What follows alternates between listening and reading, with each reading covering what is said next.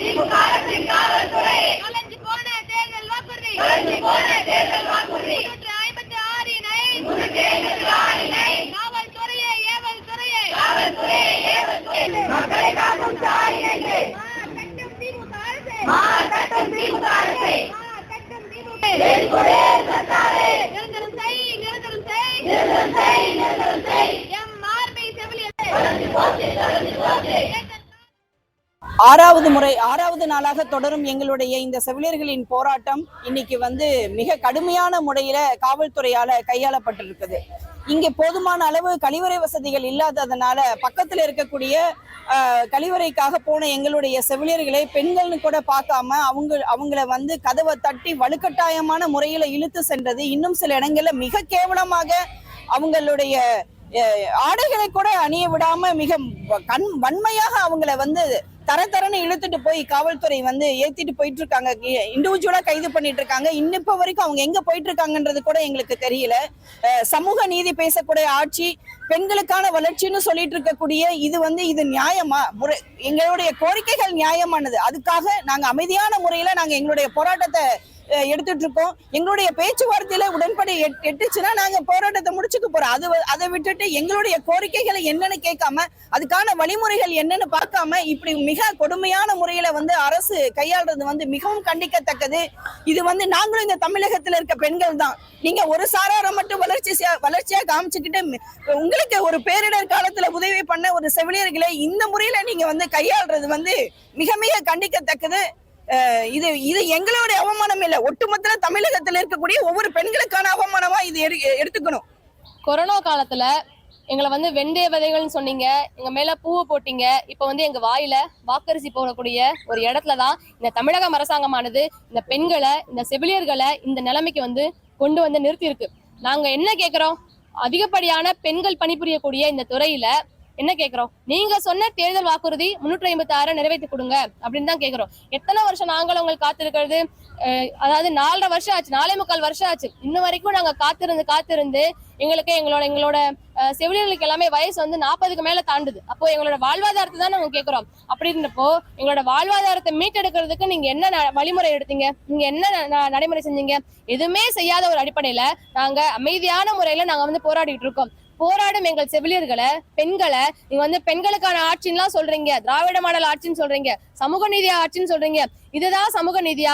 பெண்கள் இயற்கை உபாதைக்கு கூட போக முடியாத ஒரு நிலைமை இன்னைக்கு தமிழகத்துல தலைவரிச்சாடுது. என்ன கேட்டோம்? வாழ்வாதாரத்தை தானே கேட்டோம், வேற எதுவும் நாங்க கேட்கலையே. அப்படின்றப்போ நீங்க பாத்ரூம்ல இருந்து போய் அவங்களை இழுத்துட்டு வரணும்ன்ற என்ன அவசியம் இருக்கு? அப்போ எங்களுக்கான அந்த இயற்கை கூட இந்த அளவுக்கு காவல்துறை வன்முறை ஏவுது. அப்போ இந்த திமுக அரசாங்கமானது யாருக்கானது? பெண்களுக்கானதா இல்ல யாருக்கானது? யாருக்கான அரசாங்கமா இருக்கு? இங்க பெண்களை வலுக்கட்டாயமா அரெஸ்ட் பண்ணி நீங்க கூட்டி போகும்போது அவங்களை எங்க கூட்டி போறீங்கன்னு கூட தெரியல. எந்த இடத்துல வச்சிருக்கீங்க நீங்க? எங்கேயோ ஒரு இடத்துல கொண்டு போய், அதாவது சீப்பை ஒழிச்சு வச்சா கல்யாணம் நின்றோமா அந்த கதை மாதிரிதான் அங்க அரெஸ்ட் பண்ணிருக்கிற பெண்களோட மொபைல வாங்குறீங்க. எதுக்கு வாங்குறீங்க? இந்த போன் எல்லாம் எதுக்கு வாங்குறீங்க?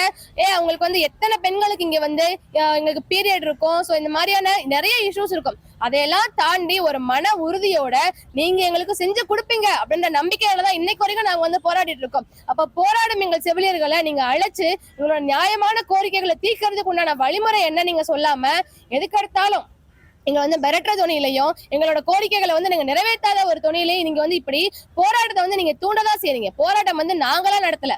இது மக்கள் உங்கள் ஆட்சிக்கு எதிராக நாங்க கொண்டு போய்கிட்டு இருக்கோம். ஏன்னா நீங்க எங்களோட கோரிக்கைகளை நிறைவேற்றல. நாங்க உங்ககிட்ட வேற எதுவும் கேட்கல. அப்ப அமைதியான முறையில நாங்க போராடும் போது நீங்க அப்படி வன்முறையை தோன்றீங்க. அந்த அப்பாவி செவிலியர்கள் என்ன பண்ணாங்க? மக்களை தேடி மருத்துவம் திட்டத்தை நீங்க மார்த்தட்டி மெச்சுக்கிறீங்க. என்ன சொல்றீங்க? இந்தியா முழுமைக்கு மக்களை தேடி மருத்துவம் திட்டத்தில் ஜொலிக்குதுன்னு சொல்றீங்க. இந்தியாவே தமிழகத்தை உற்று நோக்குது அப்படின்னு சொல்றீங்க. அந்த மக்களை தேடி மருத்துவம் திட்டத்தை மக்கள்கிட்ட யாரு கொண்டு போறது? நேரடியா நீங்க பல திட்டங்கள் கொண்டு வரீங்க. சரியானது, நியாயமானது, மக்கள் அனைவரும் உங்களோட திட்டங்களை வரவேற்கிறாங்க. ஆனா அதுக்கு தகுந்தபடியான அடிப்படையான செவிலியர்களோட எண்ணிக்கை இருக்காங்களா? பணி செய்வதற்குண்டான தேவையான ஆட்கள் இருக்காங்களா? அதை கேட்கும் போது என்ன சொல்றீங்க? புதிய பணியிடங்கள் உருவாக்கப்படவே முடியாது அப்படின்னு சொல்றீங்க. ஏன் அப்படி சொல்றீங்க? அப்ப நாங்க எத்தனை தடவை எங்களோட வாழ்வாதாரத்தை நாங்க எத்தனை தடவை எங்களோட உயிரை கூட நாங்க மதிக்காம நாங்க வேலை பார்த்துட்டு இருக்கோம். 6வது நாளாக அறவழியில் எங்களுடைய போராட்டமானது மிகவும் அறவழியில் யாருக்கு எந்த ஒரு இடையூறும் இல்லாமல் சிறப்பாக நடைபெற்று வந்த நிலையில் இந்த அரசானது எங்களுடைய செவிலியர்களை அதிகாலை பொழுதில் எந்த ஒரு இதுவும் முன்னறிவிப்போ எதுவுமே இல்லாம சாதாரணமா இங்க ஒரு 3 கழிவறைகள், கிட்டத்தட்ட 1000 செவிலியர் இருக்க வேண்டிய இடத்துல 3 கழிவறைகள் தான் இருந்துச்சு. அந்த நேரத்துல ஒரு ரிஃப்ரெஷ்மெண்ட்டுக்காக பக்கத்துல போயிருக்காங்க. அவங்க பேக்கு, உடைமைகள் எல்லாமே இங்கதான் இருக்கு. அவங்க கைதுக்கு நாங்க நியாயமான கோரிக்கைக்காக போராடிட்டு இருக்கோம். கைதுக்கு நாங்க ரெடியா தான் இருக்கோம். எங்களுக்கு தீர்வு வர வரைக்கும் எங்க போராட்டம் தொடரும்ன்றத எங்களுடைய செயற்குழு முடிவின் அடிப்படையில் நாங்க தொடர்ந்துட்டு இருக்கோம். ஆனா அந்த அரசாங்கம் பேசி அதுக்கு சுமூகமான சூழ்நிலை ஏற்படுத்தாம இன்று 3வது முறையாக 6வது நாள் நாங்க தொடர்றோம். 3வது முறையாக ஒரு கைது செய்யறாங்க. அதுவுமே அராஜக முறையில ஒரு பெண்களை எப்படி ஒரு கொடுமைப்படுத்த முடியாதோ அவ்வளவு மோசமான நிலையில பெண்களுக்கான நீங்க பாதுகாப்பு என்ன பாதுகாப்பு அரசு நீங்க பண்ணிருக்கீங்க, எப்படி நீங்க பெருமையா பேசுறீங்கன்னு எங்களுக்கு தெரியல. இதுவே உங்களுக்கு தாய்மை உள்ளத்தோடு சேவை செய்கிற செவிலியர்கள் கொரோனா காலத்தில் இந்த தமிழகத்தையே இந்த உலகத்தையே மீட்டெடுத்த செவிலியர்களுக்கு இவ்வளவு ஒரு மிகப்பெரிய ஒரு கொடுமை பண்ணுவதற்கா இந்த தமிழக அரசு திராவிட அரசு நீங்க மார்க்கெட் சொல்லிக்கிறீங்க. எங்க செவிலியர்களை கைது செய்ததோடு ரெக்வஸ்ட் பண்ணிருக்காங்க. நான் ரெஸ்ட் ரூம்ல என்னோட பேசிக் நீட்ஸை நான் முடிச்சுட்டு நான் வந்துடுறேன்றத கூட கேட்காம தரதரன்னு இழுத்து பஸ்ல ஏத்தி எங்கன்னே தெரியாம பஸ்ஸை மூவ் பண்ணி எல்லாத்தையும் ஒரு மிக ஏற்கனவே 6வது நாள் நாங்க அதாவது ரொம்ப ஒரு பெண்களா இருந்தாலும் நாங்கள் ஸ்ட்ராங் பண்ணிட்டு தான் எங்க போராட்டத்தை தொடர்ந்துட்டு இருக்கோம். கொசுக்கடி, பனி கொட்டும் பனி பார்த்துருப்பீங்க. நாங்கள் எங்களுடைய கோரிக்கைக்காக மட்டும் இல்லை, இந்த சமூக மாற்றம், இந்த மக்களுக்கு நல்ல ஒரு நம்ம இளைஞர்களுக்கு ஒரு வேலை வாய்ப்பு வரணும், கொத்தடிமை மாறணும், உழைப்புச் சட்டங்கள் மாற்றப்படணும், அனைத்து பெண்களுக்கு பாதுகாப்பான ஒரு அரசாக இருக்கணும் அப்படின்னு ஒட்டுமொத்த மக்களுக்கான கோரிக்கைகளை வச்சுதான் நாங்கள் போராடுறோம். அப்படிப்பட்ட எங்க போராட்டத்தை சிதைக்கிறதுக்கு இந்த அரசாங்கம் வேற யுக்தியை செய்தாலும் அது எங்களுக்கு செவிலியர்கள் மத்தியில அது மேலும் எழுச்சியைத்தான் தூண்டுமே தவிர எங்களுடைய போராட்டத்தை இந்த அரசாங்கம் அடுத்தடுத்த கட்டத்திற்கு அதுதான் நவத்திக்கிட்டு போதே தவிர அந்த எங்களுடைய கோரிக்கைகள் தீரும் வரை எங்களுடைய போராட்டம் தொடரும்.